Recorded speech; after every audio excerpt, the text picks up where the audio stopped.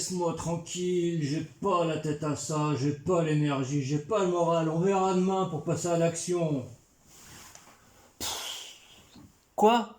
T'as une technique? Une technique pour renforcer l'autodiscipline et mieux réussir ses objectifs? Je me lève, j'arrive! Peut-être que parfois tu ressens comme des barrières mentales, des freins, des blocages qui t'empêchent d'agir et de passer à l'action. Tu procrastines, tu remets au lendemain, et toutes ces mauvaises habitudes t'éloignent, t'empêchent d'atteindre ce que tu souhaites de mieux pour toi dans la vie. Ce que je te propose aujourd'hui dans cette capsule, c'est une méthode qui va te permettre de renforcer l'autodiscipline. Elle va t'aider à agir, quel que soit ton niveau émotionnel. C'est toujours facile d'aller faire du sport, c'est toujours facile d'apprendre ses cours, c'est toujours facile de faire une formation quand on est dans un bon état d'esprit, dans une bonne énergie. Par contre, qu'est-ce qu'il en est quand on est fatigué, quand on n'a pas le moral, quand il pleut, quand on n'est pas dans son assiette, qu'on n'a pas la tête à ça? Travailler l'autodiscipline nous amène à agir coûte que coûte et quoi qu'il en coûte. Je vais t'inviter donc à travailler par rapport à 5 étapes. 5 étapes concrètes qui sont l'étape de pouvoir reconnaître le processus sur lequel tu vas bâtir l'édifice de l'action, de pouvoir travailler sur tes envies, ce qui va être, on va dire, moteur et excitateur d'action, mais pas de persévérance, parce qu'en fait l'envie n'est pas durable, de pouvoir travailler sur les raisons de ces envies, c'est vraiment là que ça va jouer sur le pourquoi tu décides ceci ou cela, de pouvoir après créer des obligations dans ces envies et de pouvoir inscrire une action durable sur au moins 66 jours. Il n'y a pas de travail de l'autodiscipline si on n'est pas capable de maintenir une action quotidienne sur au moins 66 jours. La fiche outil t'amène dans le processus, te fait travailler, te fait te poser des questions et surtout y répondre. Je ne vais pas revenir là-dessus, je ne vais pas te commenter ça. Je vais juste commenter dans la vidéo les 5 étapes pour que tu aies un peu plus d'explications, un peu plus d'outils et que ça soit plus facile pour toi d'avancer avec ça. L'étape numéro 1, celle du processus, est une étape qui est vraiment charnière. C'est pour ça que c'est le socle. Ce sont vraiment les fondations de l'édifice pour aller à l'action. Le processus, c'est toute les choses dans lesquelles tu as des capacités, toutes les choses que tu maîtrises avec facilité, toutes les choses sur lesquelles tu peux t'appuyer. Je t'ai mis des exemples dans la fiche outil, mais je peux en prendre un là tout de suite. Admettons que je veuille, je prends un truc au hasard, avoir plus d'argent. Sur quel processus je peux m'appuyer pour développer ma richesse? Si depuis tout le temps, je suis quelqu'un qui aime bien faire mes comptes, je peux peut-être m'appuyer sur ce processus de bien comptabiliser mes ressources. Si depuis toujours, je suis en capacité de trouver des partenaires qui m'aident à financer des choses, je peux peut-être m'appuyer sur ce processus. Si au contraire, on va prendre un processus que je n'aurais pas, je suis ce qu'on pourrait appeler un panier percé et que je décide de devenir riche. Il faudra certainement trouver un autre processus parce que si je m'appuie sur le fait que je dépense plus juste d'argent que je n'en gagne, l'idée de créer une richesse, de bâtir une richesse, on sent bien que les fondations ne vont pas être robustes. Par contre, si j'ai toujours su m'entourer par exemple de personnes qui elles-mêmes savaient très bien comptabiliser, savaient quoi faire avec leur argent, savaient comment en gagner, je vais pouvoir m'appuyer sur le processus de m'entourer convenablement pour pouvoir bâtir ma richesse. Ça peut être mon processus personnel. En tout cas, il est essentiel et nécessaire de découvrir à l'étape 1 ton propre processus, celui sur lequel tu vas t'appuyer, que tu vas pouvoir maintenir dans le temps.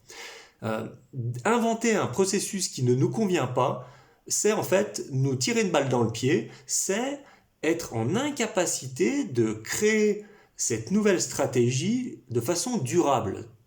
En très peu de temps, en peut-être 1 mois, 2 mois maximum, si ce n'est pas battu sur un processus convenable pour nous, on va abandonner.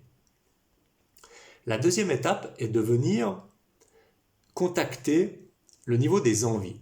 De quoi ai-je vraiment envie? Ou de quoi ai-je vraiment besoin? Et de faire la liste de ces envies et de ces besoins. Il y a 2 façons de passer à l'action, soit de répondre à des obligations, soit de répondre à ses envies.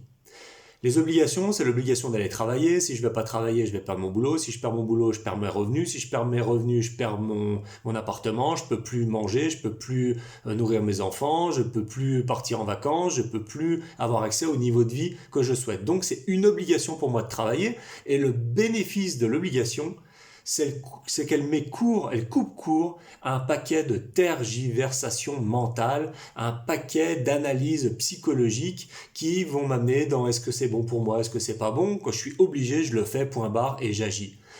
Renforcer son autodiscipline, c'est être capable de contacter l'envie qui est puissante, qui motive, qui nous permet de voir un meilleur demain pour nous.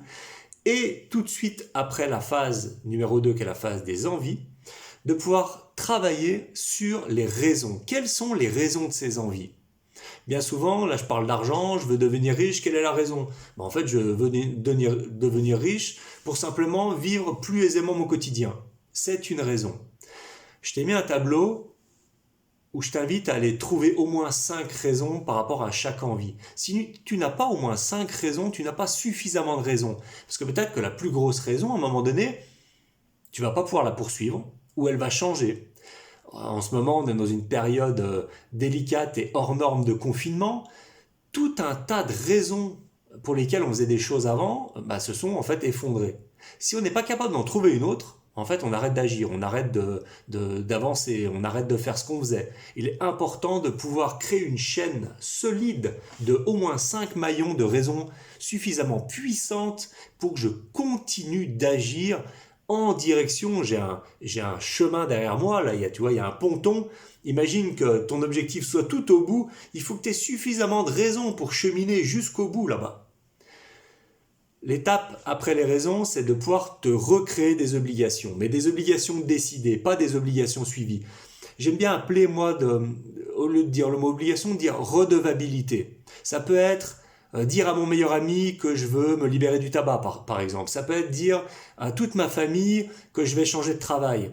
Ça peut être m'engager vis-à-vis de quelqu'un à passer à l'action. C'est ça, en fait, des obligations.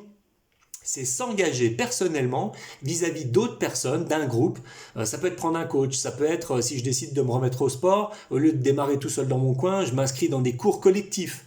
Quand je vais être dans le mouvement, je vais avoir plus de facilité à agir, à passer à l'action et surtout à continuer à le faire. Tu sais, c'est ces fois où des fois on n'a pas trop le moral, on est chez soi, on n'a pas envie de sortir, quelqu'un passe, cette personne, c'est la personne avec qui on allait au sport d'habitude, elle nous dit allez, si on avait dit qu'on y allait, on y va. Et d'un coup, on se met à y aller sans trop réfléchir. En revenant, on se dit mais heureusement que tu es passé me prendre, seul je n'y serais jamais allé. C'est ça, se créer des obligations. Donc à cette étape-là, je vais t'inviter à te programmer tes propres obligations, celles qui vont être des aides pour toi, celles envers lesquelles tu vas te sentir redevable, tu vas te mettre des fois à agir pour quelque chose de plus grand que toi. Le sommet de la pyramide, c'est l'action. De mettre en place la plus petite action possible, la méthode Kaizen, la méthode des petits pas. Ce qui va faire ta réussite, ça va être de maintenir une nouvelle habitude, un nouveau comportement pendant 66 jours. Même pas 21 jours, 66 jours. Donc je t'invite à déterminer une action facile à mettre en place quotidiennement que tu vas pouvoir réaliser de façon certaine durant les 66 prochains jours. Bien sûr de le faire, de comptabiliser, d'avoir du reporting sur cette action. Et c'est cette action concrète qui va venir forger, renforcer ta discipline personnelle. Quoi qu'il se passe, qu'il pleuve, qu'il vente, tu as décidé de faire cette action et tu l'as fait. Tu passes en mode, je débranche mon cerveau, je passe en mode machine et j'agis, je fais l'action que j'ai programmée. Meilleur moyen de renforcer ta discipline personnelle qui est pour moi l'outil le plus puissant de réussite d'objectifs. Sans discipline personnelle, il n'y a aucun changement durable possible. Je te souhaite un excellent travail et à bientôt. Bye bye. Reprenons ensemble. Étape numéro 1, mettre à jour son processus, la base sur laquelle je vais pouvoir m'appuyer, quelque chose que je maîtrise, que je sais faire, dans lequel j'ai des compétences personnelles. Deuxième étape, venir reconnaître mes envies, mes besoins. En face de ça, les raisons, au moins 5 raisons pour lesquelles je me mettrai à agir. L'étape, c'est de se créer de nouveau des contraintes, des obligations décidées, des signes de redevabilité envers quoi je m'engage de plus grand que moi pour agir. Et la dernière étape, mettre en place une action la plus petite possible avec la méthode Kaizen sur 66 jours consécutifs. Il n'y a plus qu'à.